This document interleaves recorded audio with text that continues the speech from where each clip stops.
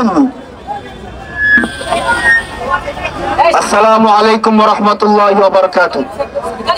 সংগ্রামী বন্ধুগণ, আমরা সবাই অবগত আছি ফিলিস্তিনের মধ্যে যে বর্বর ইহুদিরা আক্রমণ করেছে, তাদের এই আক্রমণের কোনো যুক্তিগত নাই, ঠিক কিনা বলেন? কারণ হামাস তাদের সাথে যে চুক্তি করেছিল, তারা সেই শান্তি চুক্তি ভঙ্গ করে ফিলিস্তিনের মুসলিমদের উপর আক্রমণ করেছে, ঠিক কিনা ভাই? নৈতিকভাবে তারা এই হামলার অধিকার রাখে না, ঠিক কিনা ভাই? আমরা জানি এই পৃথিবীর মধ্যে এর চেয়ে আরো বড় ক্ষমতাধর ছিল ফেরাউন।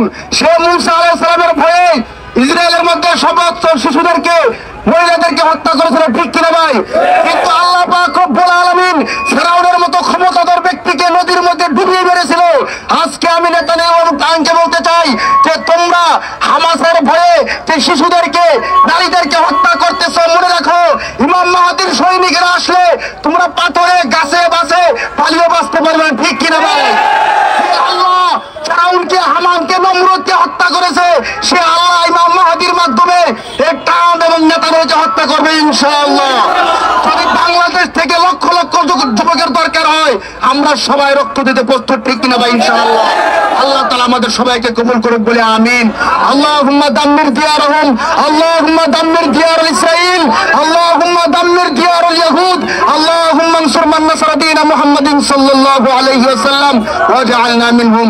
নাসরুম মিনাল্লাহি ওয়া ফাতহুন করিব ওয়া বাশশিরিল মুমিনিন।